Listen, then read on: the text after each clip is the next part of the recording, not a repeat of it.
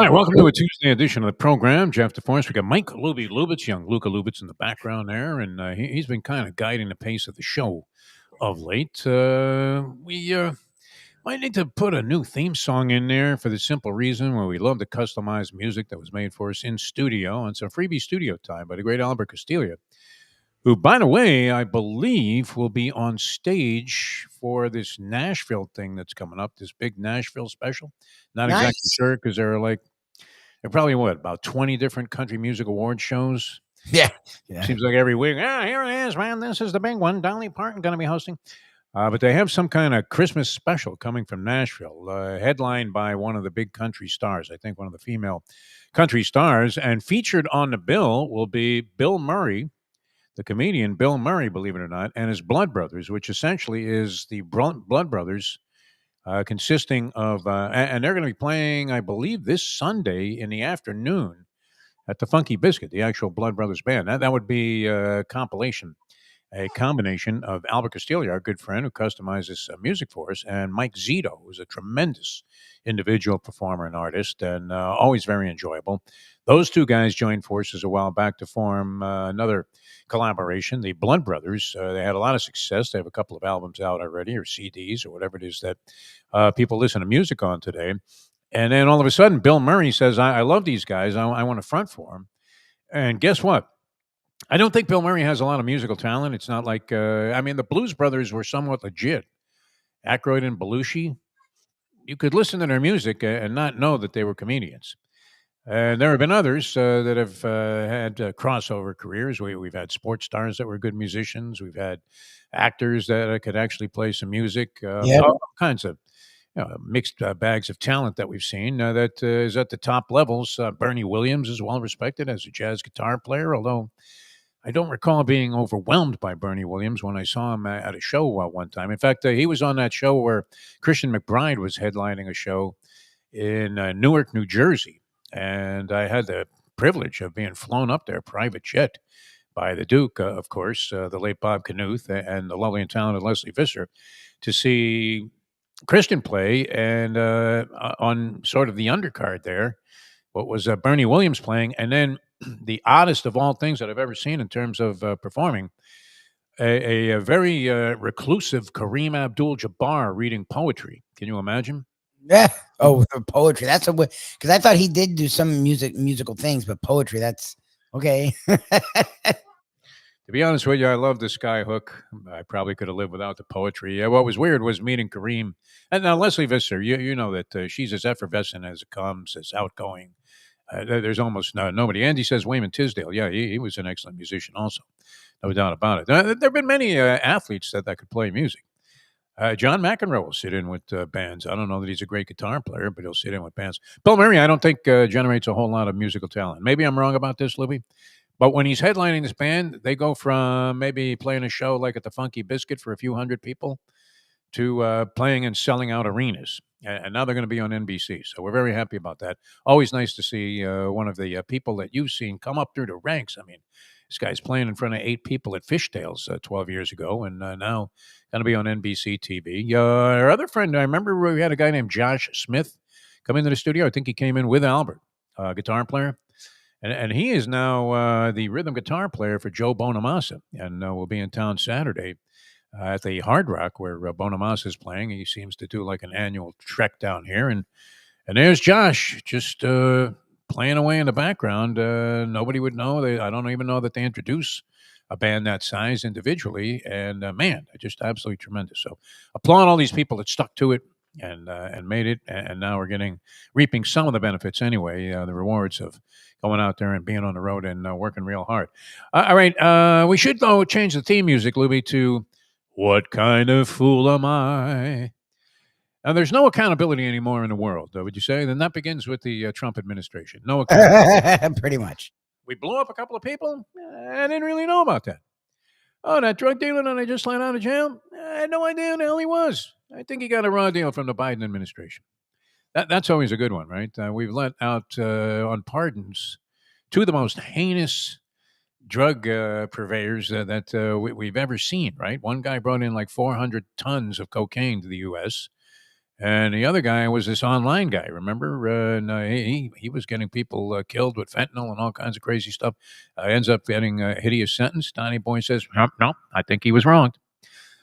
Amazing, right? While they're blowing up these poor fishermen in the Caribbean, they're just out there trying to catch a couple of snapper, bring it back home, and maybe sell two of them for a couple of bucks so they can eat. Unbelievable.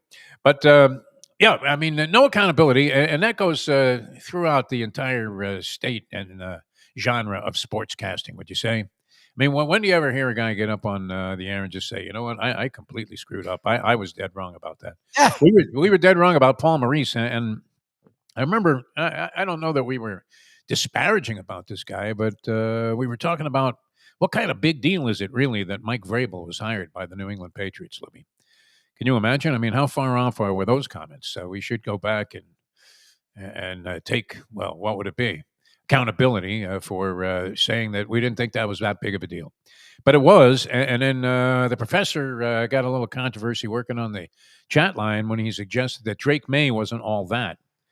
And I think that was wildly misinterpreted, though, Lou, because what he was saying was it's too early to anoint him among the greats of all time. And I think that's 100%. fair, right? I mean, the guy looks great. He's having a terrific year. If you looked at Sam Darnold through the late regular season stages and into the postseason, you would have thought, wow, I mean, this guy's a great quarterback. What the hell was going on before this? But unfortunately, he reverted back to some of the ugly tendencies that he had when he was getting hammered as he was with the Jets, and then became a Larry Brown type of vagabond, traveling around to different destinations. Well, was he with the 49ers for a while? He was ended up having that big year with Minnesota, and even subsequent to that, wow, I mean, is Chris Greer advising the Minnesota Vikings on what to do? How do you bag both Daniel Jones and you see no potential in him?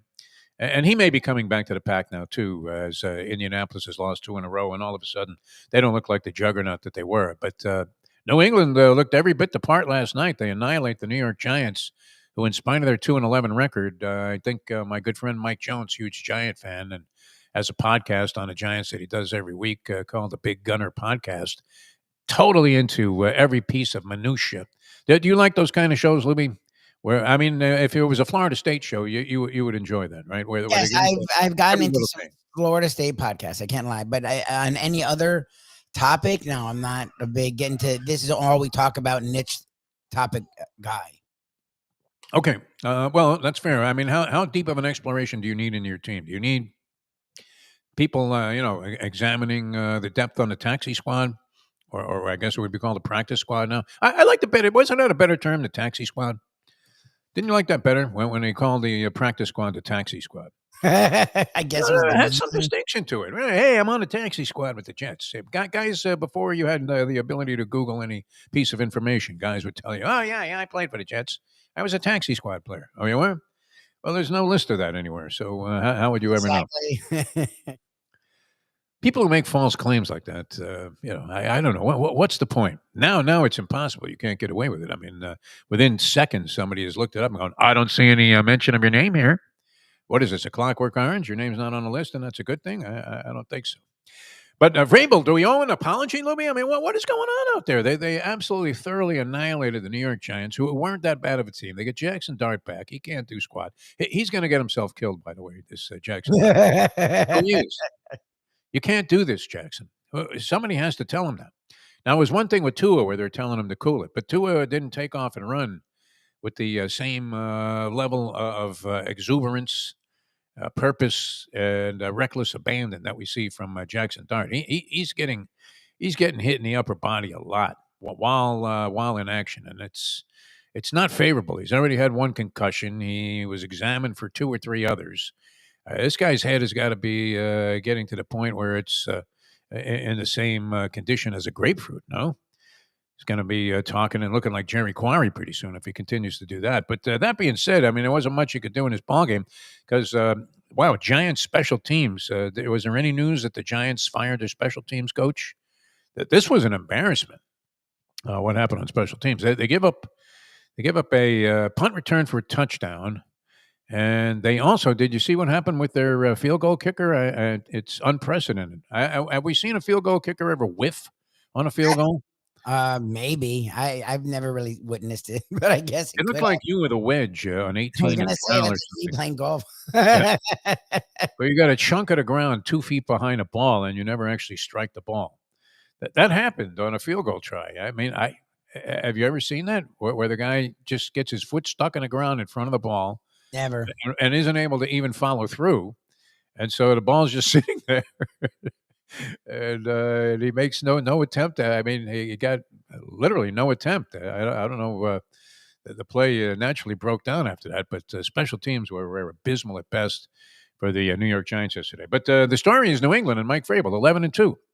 Now the best team in the Desperate. National Football League. The Colts were up there; they've lost 2 in a row, and Denver's 10-2. I don't know how's Denver doing it. Denver's doing it without the same type of efficiency at quarterback that you're seeing from Drake May. Drake May is really looking good. There's no doubt about it. I don't think you can question whether or not does he not look like at least a legitimate NFL quarterback at this point. Drake May. Yes. 100%. They're winning decisively, but it's not with smoke and mirrors. Like they're putting up points. They're putting up a lot of points. It's weird to see them go from bad to really good in one off season, but Yes. So it is what possible. they've done- That's I the mean, step. look, things are wrong. They're playing the garbage of the league. Like every week they play, and I get it. The Giants have been game. The Giants have pushed teams. They're still a 2-win team. Like if you look at the Patriots' schedule, it's been the muck of the muck. That is true, but they're beating the crap out of them. Like they're beating. They beat Buffalo on the road. No, that was of Yeah, some distinction. yeah. But Look, that's the other thing too is who's good. Like in the AFC, there's the Chiefs have had their issues, the Bills have had their issues, the Ravens have had their issues. The Patriots are the one team that's good, is what it feels like. So I'm not a fan, as we know, and I will see as the season goes on. But they have to play the Ravens and the Bills coming up, and those to me are the tests that I guess sort of define the AFC. a lot of mediocrity there, all around the league, though. I mean, if you're looking at it, you had New England 11-2, and that was after beating now 2-11 team. Denver's 10-2, and they've looked pretty good. Their defense is definitely impressive. The Chargers are 8-4. KC sitting there at 6-6, along with the Baltimore Ravens, 2 teams you figured were going to be in the mix. The Rams get that shocking loss to Carolina. Carolina now has a winning record at 7-6, but the Rams are tied with Seattle at 9-3.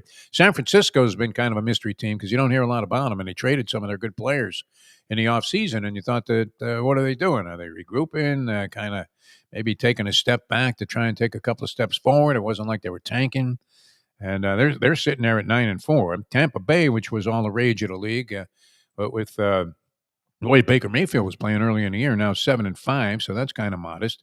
The Bears, a shocking 9-3. Green Bay sitting there right behind them, drafting in behind them a half game back at 8-3-1. Do you believe in Jacksonville? I mean, it's hard to embrace Jacksonville. They're sitting there with Indy now atop their division at 8-4. So pretty hard to determine. I mean, here we are, what, 12, 13 weeks into the season? Yeah, 13 weeks into the season, and we still don't know squat.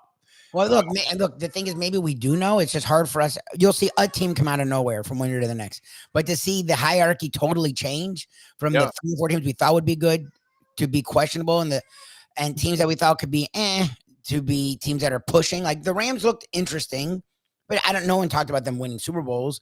Just last week they were number 1 in power rankings. I know, but going into the year, like I think that's what it is. I think we have an idea who's good at this point. We just don't want to believe it. The Jags have a good record. The Colts have a good record. The Patriots have a good record. It's hard for me to fathom that, and I'm not giving them Super Bowls. But we're getting to the 3/4 point of the season. Like we're deep into it. And the Ravens have struggled, and the Chiefs have struggled, and Mahomes and Jackson look human, and the Bills have struggled, and Allen looks human. I don't know what this year is, but we've had it in college football, so I guess we'll have it in the NFL too. It's the Bears doing what the Bears are doing. The Lions have had their struggles. The Eagles have had their struggles. It's a very topsy-turvy year. They're egging the household of the Eagles coaches. Exactly. Offensive coordinator came home. You would have thought it was Halloween in Brooklyn. Unbelievable, back in the 50s. So here's a story here for the local team, the Miami Dolphins, who have won 3 in a row, right? 3 straight. They were 2-7. Now they're 5-7. Their remaining schedule. I'm going to go Segredo on this. I know Tony's going to join us tomorrow. We should get him to do it, huh? Give him We a heads up 100%. that he needs to go win-loss with the remainder of the Dolphins' schedule. You can even send him the rest of the schedule. Okay. They're at the Jets coming up this week. At the Jets. The Jets just won a ball game, which was kind of a surprise. Jets hanging in there in spite of the fact, I mean, you talk about divisive type of turmoil. They've had just about everything that could go wrong go wrong. They've won what? Have they won 3 out of 4 now, or 3 out of 5? Because they were 0-7 at one point. So they did win this past week. I don't know how tough of an out they're going to be for the Miami Dolphins, but if you were going to go Segredo on this thing and say, okay, win loss, you'd probably say to Miami, is it safe to say that, Lubie? They're going to beat the Jets on the road this week at the Meadowlands. I mean, the weather could be interesting, so you never know. I mean, this No team guarantee, right? with weather, I mean, the Jets have been games. I think they're getting demolished every week. I don't know. Yes, the way they're playing, they're running the ball a bit more. They're playing smarter, even though Tua's not playing great. The defense hasn't been fantastic, but it's keeping them in games. They'll probably win. I don't know. I don't know how. You're going to count down as a W. All right, I'm going to commit you to a W there. Pittsburgh is in severe decline. Aaron Rodgers looks like a shot fighter. So they then have the Steelers and Cincinnati following the Jets. So if they win against the Jets, they're sitting there in a position with 4 wins in a row to make it 6 in a row before they take on the Tampa Bay Buccaneers, who we don't know where the Buccaneers are going to be at because they started out like a house of fire and now they've come back to the pack. And then they finish up on the road against the New England Patriots, who may be playing for nothing in that ballgame. Is that possible, Lubie? So are we looking at any chance? What chance would you give the Miami Dolphins of winning the next 5 and going 10-7, and indeed validating the fact that most people still have them on the list, however far down the bottom they are, of teams that are in the hunt? I mean, there's a strong possibility. Now, again, the Bengals do have his Burrow back, so they don't play Burrow for 2-3 weeks. How many of those games did they lose of the 5? What would you say? I can see the Bengals and the 3 and Patriots. 2, 2 and 3. I can see the Bengals and the Patriot game. Like the Jets games, the Steelers are falling on hard times. So I can see them winning those games. All 3. The Patriot game. Actually, the Patriots are up 2.5, so they'll probably have it clinched. But again, they may be fighting for the number 1 seed. And if you're this Patriot team, you definitely want home field advantage. So who knows with that game? And the Bengals, again, Burrow's already back. Within 2-3 weeks, you would think he'd be back to being himself. So that could be a tough game. I could see them going 3-2. All right. 3-2 you have. All right. So that doesn't do them any good. They sit there at 8-9. 8-9. That's exactly what the Dolphins will be. They'll be 8-9. They'll have a 15. And they overachieved at 8-9, according to some people. Yeah, exactly. A 15-20 pick, but they'll keep McDaniel because look at that run they went on the second half of the year. He hasn't lost the team completely. And they'll be this. They'll be this again. All right. So there's a synopsis of what we're looking at. We have no idea what we're talking about here. Miami Dolphins local team, very depressing. Analyze that. The fact that New England was able to turn it around completely. Now people were anticipating some growth there, but they weren't necessarily thinking that they were going to be the best team in the league, at least record-wise. 11-2. Mike Vrabel, we owe you an apology, Vrabel. You were much better and more effective and impactful than I could have ever imagined at the beginning of the season. We put you in the Paul Maurice category and just have to go ahead and give out a hearty chorus of "What kind of fool am I to completely misjudge the situation and then try to pass ourselves off as experts here. 50 years in the business. We have no idea what we're talking about. All right, college title games, conference title games, Louis, some good ones, right? Here's something, though, some postscript. Is it over already talking about what a rat Lane Kiffin is? Because I'm on the other side of this thing. I really am. He may well be a rat. He may be the most disloyal, dysfunctional person that we've ever seen that had the kind of talent it takes to take programs and make something out of them. Ole Miss was a perennial, also ran. I mean, they had the name, the reputation, but let's face it. Were they LSU? No. Were they Alabama? No. Were they Georgia? No. Were they even Tennessee? No. Probably not. All right, so when you're talking about the SEC powers, Ole Miss was not necessarily. They were also ran material, right? They're just sitting there going, "Hey, did the horse? I hope he scratched." Right? You're looking at the race results the next day, and you're hoping after a losing ticket that your horse scratched. So you look, and there you see he was an also ran, and you're thinking, "My God, I lost my money anyway." That was Ole Miss. Kiffin comes in there 6 years now. He's got him in a position you would have to think. I mean, if they get hosed because they lost their coach and don't get into the postseason, the playoff, the college football playoff, that would be not quite the travesty that the Florida State decision was. But you have to also compound it by the fact that that was a 4-team decision and this is 12. So you can't possibly and then these same administrators that come up with these decisions would say, well, it's all about the kids. How much more can you F over a bunch of kids than to deny them a chance to compete for the championship when they've met every piece of the criteria that you've laid out as being the most significant? That's bad. But for Kiffin to be getting crucified, I mean, it's a byproduct of the system. It's just like when Nick Saban was trying to deny that he was the Alabama head football coach. You don't think that contract was already signed? For sure. Yes, yes. When Dave Hyde was grilling him at that press conference, hey, Nick, you leaving or what? Lombardo would have put it that way. I don't know about Dave Hyde. He probably very politely danced around the question and said, is there even the slightest bit of possibility, Nick, that you would ever consider going to another place? And then Nick came out there flamboyantly denying, I mean, in the spirit of the Trump administration, denying that anything was in the works. Meanwhile, his wife's already shopping at some mall in Tuscaloosa for furniture for their new home. We know that's how it works. I mean, but what are you supposed to do? I remember Saban, and look, am I a Saban fan, Lubie? Have I had any? Our biggest jokes with most coaches are vague references to Nick. We used to do it with Charlie Partridge all the time. We might have even run that by Lane Kiffin at one point when we had him on, although he was sort of brain dead, as we mentioned the other day when we did that interview with him. How did he lose all this weight, by the way, too? That's another thing, Lubie. Lane Kiffin, didn't he weigh like 30 pounds more a few years ago? I mean, he was kind of puffy, wasn't he? You thought he was sort of a man-child? A little. I don't remember being overweight or anything. Maybe he was puffy. I mean, it wasn't like he was Ed Ogeron, but... or Andy Reid, but yeah, he wasn't this svelte guy that he is right now. Wishy-washy act. I mean, here you don't have to BS the public to the point where his contract figures, accurate or not, but some kind of ballpark. Do you believe that when these figures are reported, they're at least in the ballpark, Libby? When you see that so-and-so signed a 7-year contract for $90 million, is your feeling that these figures are way off? Maybe generated by some agent, but you would have to think that they're somewhat in the parameters of what the actual contract is, no? Well, no, for a coach, they are. I mean, again, it's the NFL with players, but for a coach that's guaranteed money, yes, those are real numbers, 100%. All right, so it's in every newspaper, it's in every online article, it's being talked about on every broadcast, every podcast. Anybody that has a microphone is broadcasting the figures of Lane Kiffin's contract. And he literally gets up at the press conference and claims he has no idea what the contract figures are. It's like, Lane, I mean, who are you kidding there? Yeah. How can you possibly have no idea? Your wife's already calling you and said, we got $90 million coming.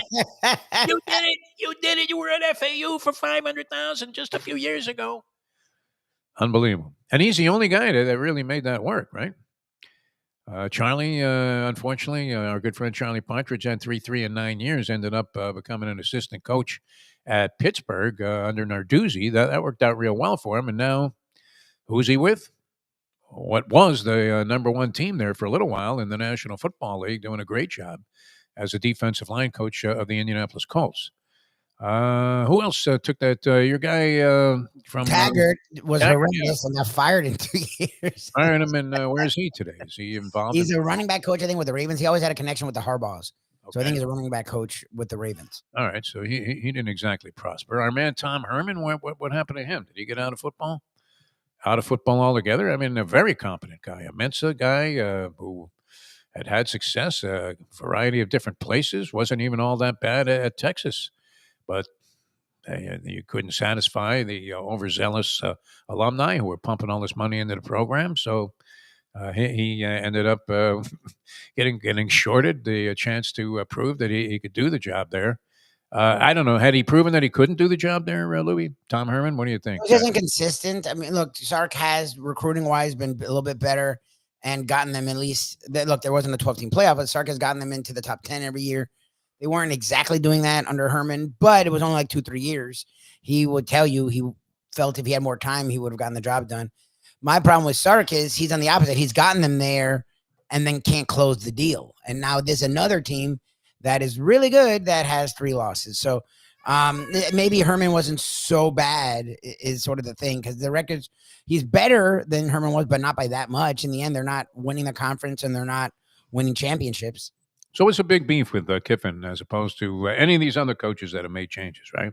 I don't know, because he talks. Like, he's one that actually will talk crap when he's there and then talk crap when he leaves, where the other guys try to play nice and play the game. Is John Summerall taking any crap? I mean, he's leaving Tulane. He's already signed. I don't know what their disposition is. I would imagine it's the same, because you would think that you don't want a lame duck coach coaching your team, especially a guy. Now, in this case, see, he supposedly is going coaching from Tulane to Florida. I mean, it's not like you're stepping across the street to take the job with one of your rivals. I think he's coach. I think they are allowing him to coach the team. Okay, that would make some sense. And that's what I would have done with Kiffin. Again, Kiffin, I guess, because he dragged it out, pissed off Ole Miss.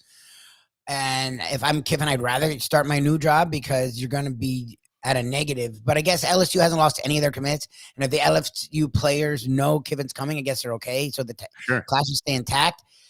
You should have just let him coach it. Like, again, he didn't earn it. I get does earn it with this leaving stuff. Might only be one more game. It's his team. Yeah. He got him there. They are a very interesting team. The playoffs outside of Ohio State are not scary. So you never know. I mean, like, they could make a nice little run. Doing this just makes it a big, and now they may remove you from the playoffs. So to me, if I was Ole Miss, I would have just played nice just to get through it, because what ball game do they play in? What meaningless ball game do they play in if they're not in the playoffs? I don't know. At 11-1. That would be a travesty. Yeah, look, I again, being a Florida State fan, don't wish upon anyone what happened to my program. But I don't know. It's weird because Kiffin's gone. Yeah, giant hose job. The OC is gone. There's like 3 or 4 coaches that are gone. That wouldn't be a better coach. Are these other guys totally incompetent? I mean, they have the players still. Again, the guy that's going to be your coach going forward is already on the staff, the DC, so he can actually, whereas he could be the interim guy that actually knows what he's doing. I think that's why they did that. Maybe give him a head start. Yeah. Maybe. Well, it shows that okay, so the head coach is gone. What are we going to do about that? But that hasn't really changed the dynamic of what we're doing. Penn State is going after the BYU coach, Kalane Sitake. Is that how you pronounce his name? I think so. Kalane Sitake. There's no public outcry about that, is there? I mean, Sitake's got BYU in one of the conference championship games. Well, they should be in the playoffs. I mean, BYU is a team that they keep doing this Miami Notre Dame debate. I think BYU has a much better resume than either of those 2 teams, and they sort of are on the outside looking in unless they beat Texas Tech, which I don't get. They're a 1-loss team. They'll be in the conference championship, so their second loss would be to a top 5 team in the conference championship, something Notre Dame and Miami can't lay claim to. I don't know. Where this debate goes, I think they're missing out the BYU factor. And I get it. The Big 12 isn't great. Fine. But neither is the ACC. And they'll get their one team in. I think Texas Tech and BYU and Utah have been good all year. So how does Virginia clobber Duke in this game? They're only 3.5-point favorites. Duke was lousy at the end of the year. I think they went 3-3 in their last 6 games and were atrocious in certain aspects. Manny Diaz, give him credit. He did a very credible job so far at Duke as compared to the way he was perceived at Miami, where maybe anticipation was so far out of bounds that nobody could succeed there. I mean, did Mario really, as bad as he is as a game day coach, did he do a bad job here? Should he be proclaimed as an asset for going 10-2, or are we still pissed that he lost to both Louisville and SMU? I mean, I appear to be superior talent, because I think, I don't know about Virginia. I didn't see enough of them. I think that UM would hammer Duke. No? I think UM would be both of these teams. I think Virginia would give them some problems because they can pass the ball around. Miami's secondary's suspect, but I think Miami would win. I think Miami right now is playing the best ball of anyone in the ACC. I'm not fighting that. They just lost the 2 games, and that happened, and you can't just ignore that. And it happens every year. I think Cristobal. It's clearly a good hire. I think Cristobal has turned the program around. I think they are relevant in a way. We thought Mark Richt was going to do that, remember? Yeah, Rick did it for a half a year, and then he just couldn't finish it off. Cristobal, for all of his issues, at least they do get to the 10 wins. And that's the first time they're back-to-back 10 wins since early 2000s. So, have you seen Richt as a commentator on the ACC network? Well, doesn't he have MS? He has something, so I feel Oh, bad. he does? Okay. I Yeah, didn't know he has like an MS or he has some. because it just seems like he's out there. I don't Yes, know. he's It's like out of it. very unusual for a television commentator to have the same approach. I know he was kind of low key, but okay. So there's some other factor at work there. It's not just Yeah, a. I think it's. I mean, I'll look it up, but um, like I'm glad you spared me from looking like. yeah, I didn't want you to go down that without knowing the reality. No, I mean, look, he seems like a decent guy. It's just as a commentator on one of these pregame shows where everybody's inclined to do a lot of Kevin Harlan like screaming to emphasize their point. I don't know if you yell and scream. I was listening to some talk radio last night, driving home from the Alzheimer's Cup tennis match with Dr. Jerry, Oh, he and has Parkinson's. Oh, he has oh, he Parkinson's. does. Okay, all right. And since 2021. So now That that's could 4 affect his years speech. of Parkinson's. All Yep, right. yep. All right, scratch the conversation about Mark. Richt. I just want to be honest. Nice that he's up there and that he's stuck with him. Lubie, you can't win. Well, anyway, so You can't win, Rock. I think You Chris can't win. Ball is what I don't think he's a good coach. I still think against a good team in a tight game, he will get out coached. He's lucky that the ACC doesn't have really a lot of those teams. Yeah. I half me would like to see them in the playoffs because I think they get worked. So I'm curious if they prove me wrong. They proved me wrong in the Pitt game. I'm curious to see them in the playoffs. I just don't think they'll get there. I think the BYU and a fifth SEC team get in before Notre Dame and Miami. I think both of them get left out, and I think that's how you handle that argument. For the debate, like last year, you had or the FSU year, you had to put Bama in with Texas. Yeah. Or you could leave them out. And I don't think Notre Dame's resume You really see Notre Dame being left out. There's no way. They're not going to want to. And it'll be. There has to be a bag full of cash somewhere that gets Notre Dame in. Their resume is not great. Follow the money. They don't have one top 15 win. I think they only have one ranked win. USC was there. They were what, outside the top 15? Yeah, and they're now, I don't think they're ranked at all. To me, I don't know. The Notre Dame resume is weird. So I think Miami belongs over Notre Dame. My problem is I don't think Miami belongs either. Like the 2 losses, again, don't stack up against the other teams. And Miami fans, well, look at Oklahoma. Yeah, Oklahoma's beating 4 ranked teams that are still ranked now. And I get Oklahoma doesn't look good. They don't. You know what? They have themselves to blame. You're right, Lubie. Because if they had lost the Notre Dame game and beaten SMU and Louisville, they'd be in the postseason. Yeah, like again, Radakovich. See, this begging stuff I think is annoying because no one was begging for Florida State. Florida State you didn't have to make a case. Florida State was just in. They were the number 4 team. That was the championship by double digits. I don't care about training stuff. They're in. They should have needed begging. No one did though. Everyone just was like sat on their hands. It was even more testament, as we said at the time, that they won that game with a backup quarterback. Yeah. So what do you mean they did? The next year they did the same thing with Georgia. Georgia had the gunner guy who looked like ass. Like LSU at least did stuff. He looked like ass. Their offense could do nothing, and their defense was nowhere near as dominant as Florida State's defense. And they did not win the way that Florida State won. And they got, look what they scored the exact amount of points too, because it was funny. Their screenshots of, 16 points isn't going to do it in the playoffs next year. Look at Georgia finding a way to get 16 points. It was literally the funny, and it was Herb Street. It was like, we try to tell you guys, like, you're going to do different when it's SEC.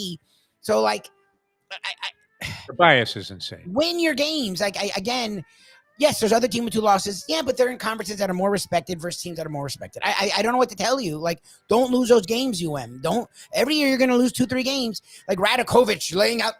I think then do it versus BYU because I think BYU's resume blows away Miami's resume. Like, I don't know. You have to do some campaigning if you're one of these teams in the program. They're all doing it. That's what's weird to me. Like, and someone said, and they're not wrong. If you have to campaign for a spot, is it a playoff? Like in the NFL, in the NBA, you get in or you don't. Like this campaigning stuff is weird. Like this, it's like one of those shape-up jobs. When you see this in when I started vending at Shea, it was a shape-up job. They called it, where like a bunch of guys show up and they pick like 10. Sort of like that scene in Cinderella Man. Okay, I need 5 guys. 1, 2, 3, 4. Yeah. And then he looks and he sees Braddock there and Russell Crowe and basically says, Didn't you fight at the Garden last night? Okay, you're in too. Otherwise, it wouldn't have made for much of a movie if he didn't get that job that day. What if they just turned him away and the schlep ended up, having no food to put on the table and couldn't fight? All right, we're going to come back with more. We got into some of this stuff. College, the Ohio State Indiana game. We want to get into that. I don't know what you think about that one. You're our college football expert, Lubie. Yeah, Ohio State blows them away. No controversy about the James Madison coach. Bob, don't call me Kenny Chesney, going to UCLA. They're not screaming about that. Did these guys just do it with more dignity and class? I don't know. I mean, how can Lane Kiffin be blamed for being the most coveted guy in college coaching when just 6 years ago he was coaching at FAFNU? Nothing against our beloved Owls here on Bleacher Brothers, but it's not exactly like a stepping stone to the LSU job. That's for sure. But it became one.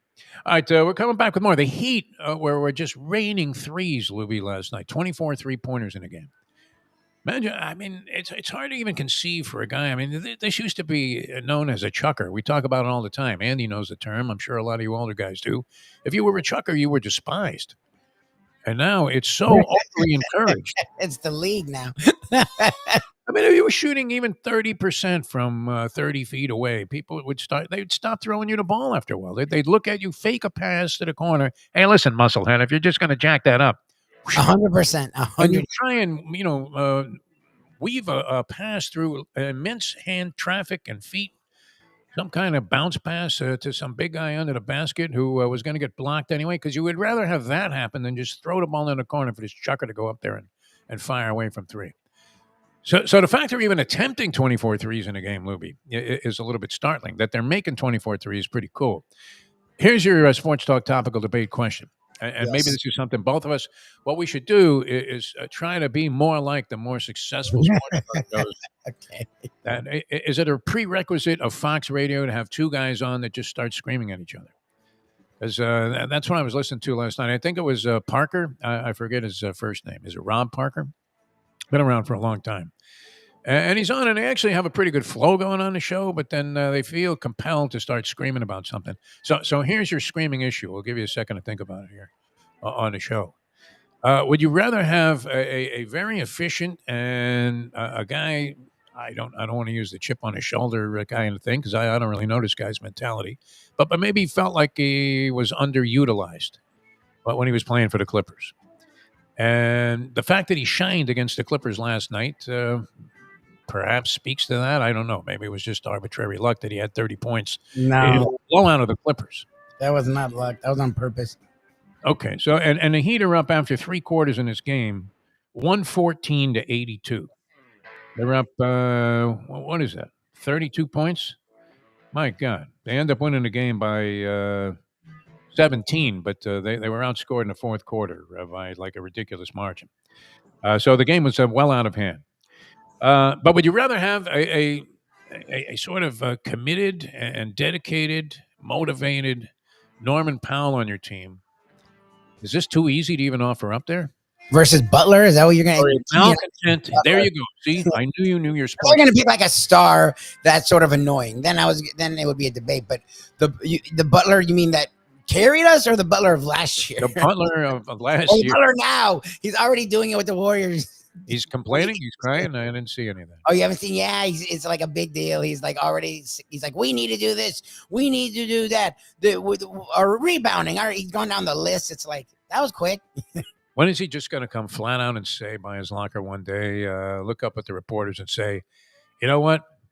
Steph's an effing chucker. That'd be it. He's a chucker. What was he doing? Shooting from the Coke machine. Absolutely ridiculous. So when you're denouncing Steph Curry, I guess that's when you've reached the full extent of being a malcontent. But, I mean, is that not a clear-cut answer, Lubie? People that thought they were overly attached to the idea that without Jimmy Butler, the Miami Heat could never prosper. And was this not addition by subtraction? All right, we'll get into a little of that. And I don't know if there's much of a debate there. Actually, no, not the way he tanked it. They've said, like, they went through the list of all the crazy stuff that he remember. Spo's house got burned down. Yeah, like Hero didn't play pretty much the entire first third of the season. Like 3 games. The first third of the season. Like, They've had all these different guys in and out of the Bams miss games. Like, they've had a lot of things go wrong, and people are like, yeah, it's way better than what they had to deal with last year. It was just Butler being more entertaining, isn't it? It's and it's more fun to see the postscripts on these games where it's not Jimmy Butler crying about the fact that he hates Spoelstra, largely becoming recognized as one of the great coaches ever to be on the sideline. I mean, is he Red Auerbach, Red Holzman, Red? He's up there with any of the. He's top 5, top 6. Yes, he's put himself to me in that next group behind Phil Jackson, Pat Riley, and Red Auerbach. He's in that next group with Klotz and with all the rest of the Reds. Yes, Red Klotz. Now there was a coach, man, that he could. I mean, he got that one win against the Trotters. Probably that was it. That doomed him for life. All right, we're coming back with more in a moment. We could have a topical debate if you want, or talk some soccer because Messi's done it, man. He's propelled his team, this Inter Miami CF, into the championship game. Who are they playing? Vancouver? Is that the opponent? No. When is this? Are there any other teams in the MLS that we know of besides the one that Messi's in? How easy, how routine is this championship? And is this a championship for like 2 or 3 years at a time? Because it seems like they've been playing this season. The season's supposed to be from April to October, so maybe that's what it is. April to October, and the playoffs are in November. I don't know. They play like 12 games. No, they just take a lot of breaks. This tournament and that tournament and this Fakakta thing and that thing. Hey, we're playing in Tijuana today. Yeah, great. All right, back with more in a moment. Now that the time. It's Maccabi time. 8:44. Joe Bees. The bees collect the pollen, bring it to Joe, he packages it, and he gets it to you. It's simple, 100% natural, and it's good for you. There's only one place to get Joe Bees, and that's from me. Joe B. If you want to look and feel good, call 877-300-5632. Hey folks, Tony Segreto here. Let me ask you a question. What do you look for when you go out to eat? Good food, obviously, friendly atmosphere, not too loud, but good energy, reasonable prices, and a place where you feel comfortable. All those ingredients, no pun meant there, are hard to find unless you're talking about the Texas Roadhouse. You see, they encompass all of those attributes. Really, really good food, amazing atmosphere, good for a family, good for a date, or just a night out for yourself, and prices that will make you extremely happy. Their ribs, unmatched. Steaks, hand-cut every day. Everything, and I mean everything, is made on site, including their incredible bread. It's the one day, folks, that you can forget about low-carb diets. Trust me when I tell you, Texas Roadhouse, your restaurant, your destination when you say, where should we go and eat tonight? From the newly renovated sports bar to the beautiful bayside views captured at the Tiki Bar, Jimmy Johnson's Big Chill has it all. Located at mile marker 104, the Big Chill also offers waterfront dining while experiencing breathtaking sunset views of the Florida Keys. It's simply the hottest spot in the Keys to cool off. That's Jimmy Johnson's Big Chill at mile marker 104 in Key Largo. For more information, call today at 305-453-9066. To be or not to be, that is the question. Whether 'tis nobler in the mind to suffer the slings and arrows of outrageous fortune, or to take arms against a sea of troubles, and by opposing end them, to die, to sleep, no more, and by asleep to say we end the heartache and 1,000 natural shocks. What could that have been about except Gambling. to hedge or not to hedge? The modern day odd couple, Defo and Lubie, are on now. It is, of course, the Defo Show. All right, there's some statistical data here. I think we should have a segment of the show called the Stat Sheet. Well, would that be appropriate, Libby, if we wanted to get into There you go. Yes. departmentalizing or tizing the show here? All right, so the Heat, believe it or not, are only 14th in the league on offense. Offensive, whatever stats they use to determine they were 14th overall. However, and this surprises me because what's been the big story this year with the Miami Heat? The amount of points they're scoring, 140 again last night. Second in the league on defense. And in a commentary examining what's gone on the first, what would it be? First quarter of the season is already complete, at least. First quarter of the season. Have they played 20 games? Yeah, thereabouts. Yes. So, they're doing this all without really a point guard other than Mitchell is really their only point guard. And he sort of is evolving, but they're doing a massive distribution. They are second in the league, like I said, in assists, 30.2 per game. which they're passing the ball around like maniacs, sharing the basketball. And a comment about the Miami Heat by this particular analyst was that do they have enough to sustain a playoff run? They may be doing well with what they have right now. I guess that's always a question that you have about teams that somehow are exceeding the anticipated results, especially early in the season. But and that when Tyler Hero, who is now back in the lineup, see, if you get labeled as a lousy defensive player, Lubie, as a basketball player, it's particularly offensive. I mean, if you're a baseball player, you can clearly see it, right? You're booting grounders at shortstop. You're throwing a ball into the stands behind first base. You're always late to cover a bag. You're out of position. Balls that are a matter of routine, you turn them into adventures. And for the occasional good play you make, you're a lousy defensive player. Hero was a lousy defensive player. I don't think anybody would dispute that in the early portion of his career. 100%. I mean, even in the last year, they were hunting. Did he get better? They were hunting him last year. So, okay. No, he did not get better. So he sucks on defense is what you're saying. I don't know what they're doing this year. They're playing much better team defense. So what that does is cover up for a guy who's not good. Like when you have Ware and Bam at the back end and on Davion Mitchell as a guard, and then also Powell's a really good defender. And Wiggins too. You only have to do so much. Like you can cover up his deficiencies. We sound like Scoop Skolnick doing a show here. I mean, it's the truth. Why do we analyze like analytics here of being 14th on offense? I don't know what stats they combine into that. All right, this used to be a big deal here in South Florida, and we haven't had a chance to talk too much National Hockey League. Shoot the puck. And I'm a big hockey fan, and I'm sad to say that, like many people, I have almost completely ignored the early stages outside of a peripheral glance at the standings and maybe some stats and an occasional glimpses of games. Is that weird, Lubie? How tough it is for I don't think hockey a niche cult sport still? Yeah, pretty much. Yeah, it is. I mean, it got more popular in the 90s, and it sort of fell back in the 2010s to like a niche regional kind of a thing. A great game. You go to a hockey game and you ask yourself, no matter how much expense you incurred, well, I guess it's become prohibitive now. Certain games, you go to a postseason game with the Panthers. I can't bring myself to the point where I ever want to pay. I know the Sphere in Vegas. Maybe some people have been there. Could weigh in on the chat line here. But everybody says that and look, my days are numbered here. I'm day to day like a lot of people. People are checking out right and left. I don't even have a phone book anymore. Like I said, I just carry a copy of the obituaries. Oh God! To check and see if guys that I want to get in touch with are even still alive. I'm wondering about this. I don't want to, cast a premature. I'll have to ask you about this privately, Lubie, on the chat line here and or whatever, with our own little line, because I'm not sure if this guy checked out or not. All right, I'll put it up there in a second. But okay.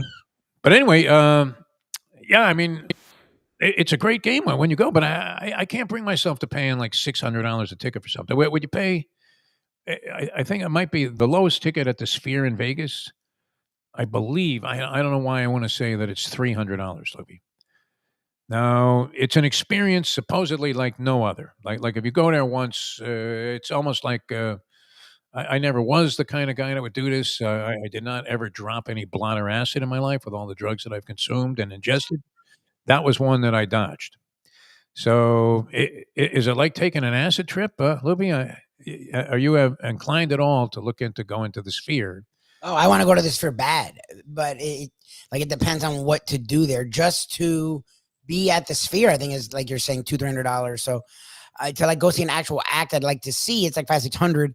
Eventually, I could see paying that because that thing's supposedly nuts. Like Joe Bejo was talking about it. I have other friends that have been, and they said it's not like anything you've ever seen. Like the way that the concert is, it's like full body, like you're just all it's like you're on a Disney World ride where you're thinking, wait a minute, I know I'm sitting in a chair strapped in here in the dark, and yet I feel like I'm about to be eaten by some giant rodent-sized bird as you're flying around, and you're actually ducking, thinking, I mean, don't you have to remind yourself it's not real?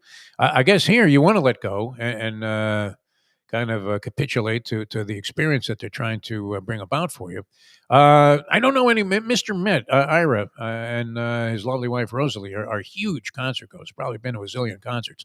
And Ira, at 90 years old, said that this was the greatest thing that he'd ever witnessed in his lifetime. Of course, he was seeing Bob Weir with his latest configuration of something similar to the Grateful Dead. But yeah, I mean, would you pay that kind of money to go to a thing like that? Much less now, would you do it for a hockey game, Lubie, of any magnitude? Stanley Cup Championship Final Game 7, Edmonton Oilers in town, 6 sticks. Would you ante that up? Now you got to bring Shirley. Do you have to pay for Luca? You probably have to pay for a seat for Luca if you went to a game. All right, so we're talking about $1,200 maybe just for tickets. It's out of my range.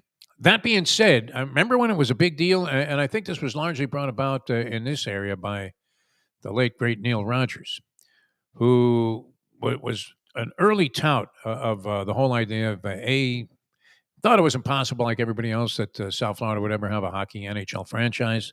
And then beyond that, he was a huge proponent, especially being a Maple Leaf fan. So it was weird because you're listening to AM radio down here in South Florida where nobody gave a flying one about hockey. And this guy with the number one show was talking about the back line on the power play of the Toronto Maple Leafs and whether or not they should just go and throw 5 forwards out there. And you're like, what? People are calling about something completely distant from what it was that he was talking about. But it was a big deal. Now, Lubie, are you aroused by any level of excitement that the Toronto Maple Leafs are in town to take on the Florida Panthers? Both teams right around the same category, sort of near the bottom of their conference, with like 500 records, something in that neighborhood. Nothing? No, I mean, they're both fun teams. They both have fallen on hard times. I'm presuming that's an injury thing. I mean, with the Panthers, again, we knew it was going to be tough sledding, and they sort of hung around early. I didn't realize they're like the bottom of the conference now. But everybody's got like a 500 or above record. They're sitting there at or near the bottom. I mean, there are a few teams off the bottom. Toronto is behind them at 11, 11, and 3. And the Panthers are in at 12, 11, and 1. Colorado, by the way, I didn't even see. This is how little attention I'm paying. They're 18 and 1 with 6 overtime losses. They have 18 and 1. They have 18 and 1. One loss, one actual loss, 6 overtime losses. So they had a point in those games that used to be deemed ties. And now the winning team obviously gets an extra point. So it would be a factor in the standings. However, and there are only 2 other teams that have more OT losses than Colorado, which is kind of odd since they have the best record in the league. And that would be St. Louis and Vegas. And Vegas, don't you always figure, I don't know, is Marchessault still in the league? The guy that we gave up for nothing in the expansion draft. What was Dale Talon smoking in that office while he was sitting going, Riley Smith, you can play. Why don't we let him go too? Exactly. Come on, Dale. A long, glorious Hall of Fame career. And this other guy comes in there and chop. Can that possibly happen with the Miami Dolphins where they bring in a guy? Who are they? Is there anyone in the discussion of who's going to be the new general manager of the Miami Dolphins? Is Stephen Ross thinking about anybody? This guy's head has to be in La La Land. No? Hey, Garfunkel, we got a GM yet? No. Yeah, are we talking to anybody? Nah, we'll get around to it next week. Okay, sounds good. No when do you ever hear no speculation about that among, especially here, local? Well, especially since teams are starting to well, I mean, I guess it's still in season, but I don't know. I never know what the Dolphins. I don't know what names haven't hatched out of nowhere. I mean, where are the local reporters on this thing? Where's Dave Hyde when you really need him? All right, so where did you weigh in on a couple of things before we get out of here, Louis? I know you got things going on here, but all right. So Ohio State and Indiana, is that a game of any? I think they work them. I think Ohio State works them. Yeah, I think Indiana's sort of made of their own design where they don't play anyone out of conference. And the side of the conference they're on is just Penn State, so they miss Ohio State and Michigan a lot.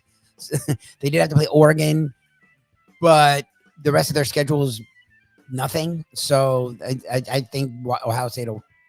I think Ohio State's going to do work. All right, they cover a lot of spreads, man. 5 and a hook. Georgia, Alabama. Is it possible that Georgia wins the national championship, even though they haven't been sort of the juggernaut. It's not like they're stomping teams into the dirt like they usually do, No. but they're winning, and they did beat Alabama previously. So and that game essentially is a home game for the Bulldogs playing in Atlanta. No, so yeah, what do you think, I Georgia think and Georgia, Alabama? Where are you going there? I think Georgia wins that. I don't know if they win the championship. Their defense is not what it was, and Stockton, he's not as horrible as he was last year, but their offense is very inconsistent. The run game, it's weird, but for Georgia, they don't have the run game they usually have. So I don't know. I think Georgia wins that game, but I don't know how far they get. I'm curious to see them against some of these other teams. All right. A very motivated Norman Powell or a total malcontent that is as divisive as any player could be without actually throwing punches, Jimmy Butler. I mean, Who you're would you seeing it's a very similar team, and they're a lot better. Like Powell by a lot. It's not only he's a better player on the court, but off the court, he supposedly is ingratiating himself right into the Heat culture stuff, where like he's supposedly going to be a free agent, but that's not going to ever come to fruition because the Heat are going to be smart enough to just lock him up. Like the guy fits in really well here, and you're seeing it. I mean, the way that they're playing is impressive, and they're just figuring it out still. All right. A couple of TV notes from my viewing and just channel surfing. I've happened upon this show a few times. I don't know if you've ever watched it on MLB Network, Lubie, with Bob Costas and Tom Verducci hosting baseball's 20 greatest games. Have you ever seen those? And they usually have a couple of the key participants from the winning team in the various games that they analyze, and they bring out so much stuff. It's incredible. So last night I stopped on it because the football game was a blowout going the wrong way for me. I had the Giants getting 7 points, which was already up in smoke like very early on. And I'm watching this. They had Lou Piniella and Bucky Dent talking about the playoff, the one-game playoff, where, of course, it was the F and Bucky Dent game. And it was great. I mean, they bring in all these old radio clips. I've seen the show before with different people on it. Costas, say what you want about him. I think the guy's brilliant when it comes to talking about baseball. He may have lost his. You think he lost it, or he just couldn't do play-by-play anymore? How was that possible? Oh, he chose to stop. No, Bob Costas. He was making some mistakes though that were uncharacteristic. Oh, maybe, I don't know, but he's older, and he chose. I guess he chose to move and do like a game here and there with MLB Network, but not do anything consistently. Yeah, I think he dropped the MLB Network stuff because he was doing the kind of thing where you would hear him screaming, and there it is, a line drive, right? Oh, caught by the second baseman. I mean, Oh God, turned out to be a blooping piece of crap. You're like, what are you looking at, Bob? That's bad when you're totally misidentifying what's going on out there. We have that. Unfortunately, it's a condition that persists here locally, but on certain broadcasts where you have no idea what's going on. But that's a great show if you're a baseball fan. I mean, it's well done too, and I can't believe they have these guys. I believe they conduct it over like 2 hours, almost the length of the actual game itself from back in the day when it didn't take forever to play a ball game because they only used like one pitcher. I think, wasn't Mike Torres still in the game in the ninth inning to give up that Dent homer? Pretty sure that was the case, right? So he was their starter. Ron Guidry, Louisiana Lightning. Piniella was really interesting on the show. Did you think of Lou Piniella? Like, did you remember any perception you have of Lou Piniella? Didn't he look like kind of a meathead? Well, I thought he was a grump. He was always yelling. That was his thing. He had the best getting thrown out events ever. Yeah. He was great on this show, and of course we know that Bucky Dent is extremely articulate and a good friend of Tony Segretto's. And there was great analysis. It was good stuff. And then I guess I have to make a confession here as we close things out. So I'm channel surfing the other night, and I don't know why I thought I was going to find a basketball game on TBS. Are you still doing that, Lubie? Thinking they still have the contract? No, I've just learned. I've accepted that it's ESPN, NBC, Peacock, and Amazon. Yeah, and you're getting like old shows with Buddy Ebsen in them. I mean, Matlock replays. I think, why am I on this channel? So briefly, I see professional wrestling, and you know my commitment in terms of always wanting to applaud and give proper homage to the guys who are the foundational people in this so-called sport or industry. And my favorites would be, of course, a female wrestler, Fabulous Moolah, uh, overall wrestler, Bruno Sammartino. And what? Do we have to throw midget wrestler in there? That would have to be, would it be Sky Lolo? What do you think? I don't know. And we were always saying that was real wrestling back then. That what they do now is just a bunch of crap. But I'm watching AEW wrestling, Lubie. Not even the top circuit, not even the WWE. And I have to say, man, that these guys, to deny that they were athletes would be a serious mistake. And they're athletic. It's just God. it's fake. So it's Some of the stuff they were doing are like 100 of these flips off the top rope. And of course, you have to go outside the ring now and bang the guy with the fence that's separating the crowd from actually having access to the ring. But I have to say, I was mesmerized by it for a little while. And then I realized these new gummies were absolutely great. But yeah, I mean, watching some AEW wrestling, I have to tip my hat to the modern day wrestler. I've vastly underestimated. I mean, it's not like they're ever going to make me forget Antonino Rocca or the Flying Frenchman Eduardo Carpentier, but they do some acrobatic crap, I have to say. All right, and a perfect note to end on, a meaningless note on an otherwise. I mean, I don't know. Where are we going with this stuff, Lubie? Did we not talk enough soccer for to satisfy people? And did we ever figure out who they're playing and when for the championship? This is a big Bleacher Brothers thing. AJ Johnson has become immersed in the game of. Is it a sport or a game? Soccer. We'll call it a sport. It does take athleticism. I think it's a sport. I don't know why people. You'd be winded as crap. I mean, anything it's a sport. Anything with that much running, you would have to say is a sport. All right, and it looks like Inter Miami's just a dominant force. How long is that going to be? And Messi, will he play? Inter Miami MLS Cup final Saturday, December 6th, 2:30 p.m. Inter Miami versus Vancouver. There you go. I was right about that. You nailed it. Who says we don't follow this stuff? I don't follow this stuff. I say it. Like trounced the New York. What is it? It's like the New York City FC, NYC FC. Yes, their FC. The Miami did it backwards in his CF. Why did they do that? Is that some kind of I have no idea. Club of football instead of football club. I don't like if they were Hebrew. I mean, are they honoring Israel by printing? It's what Spanish a lot of the time will be. The English goes backwards into Spanish. I mean, it happens. Doesn't make any sense. With that though, they're Inter Miami Football Club. Yes, even overseas, that's what they are. Yes, not football. How stupid is that, man? I don't follow it at all. I had to get it pop on my phone for me to know. Oh, good for them. I'm glad Messi frequents wicked cheesesteaks. That makes me. I think it's classic. Applaud them all the more. Yeah.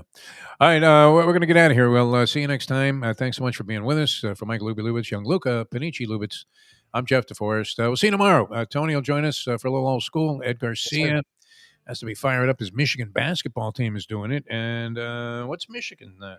They're waiting to see if they're in. They're not getting into the postseason, are they? No, they just lost to Ohio State. I think their third loss. So they're okay. They're finished. They'll be in a bowl. I mean, they'll be in a decent bowl, I would think. Rose Bowl? Can they get there? All right. We'll see you next time as we leave it on that. The time. Thank you, Johnny. It's 9:06. Let's go to eat a damn snack. Look what they done to my soul.